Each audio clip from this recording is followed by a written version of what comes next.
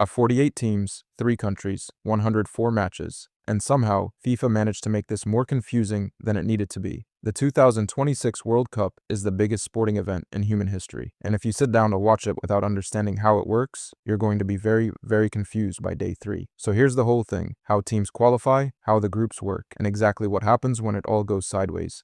In about 4 minutes.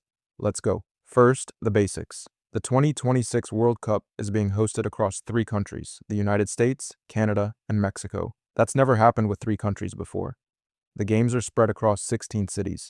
16. Players are basically going to need frequent flyer miles just to get through the group stage, but we'll get to that. Now, the big change. This tournament has 48 teams, not 32 like you're used to, 48. FIFA expanded it, officially because football is growing globally, and unofficially, well, more teams means more games, more tickets, more TV deals. You know how this works. Those 48 teams are split into 12 groups of 4. Simple enough. Each team plays the other 3 teams in their group. Top 2 from each group advance automatically. And then, here's where it gets interesting.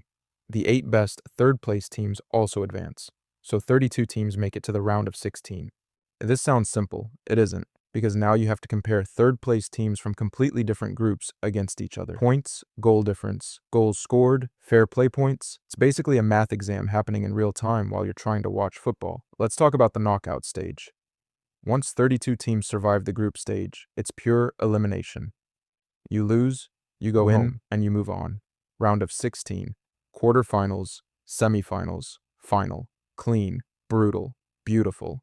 One thing people don't realize: there are no replays in knockout games. If it's a draw after 90 minutes, you get 30 minutes of extra time.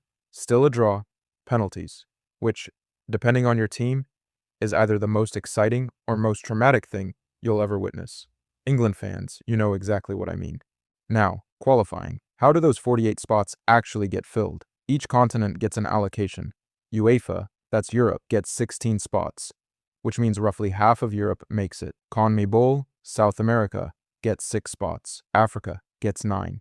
Asia gets 8. CONCACAF, North and Central America, plus the Caribbean, gets 6 automatic spots, plus their co-hosting, so the US, Canada, and Mexico qualify automatically. Oceania finally gets a guaranteed spot for the first time ever, and there are a few playoff spots where teams from different continents compete against each other. It's a whole thing.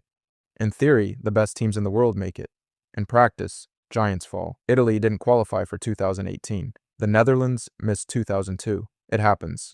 And when it does, the internet absolutely loses its mind. Here's something most casual fans don't think about: the scheduling. With 48 teams and 104 games, this tournament runs for about 5 weeks. 5 weeks of football. Your productivity is gone. Your sleep schedule is gone. Your boss is going to send very passive-aggressive emails.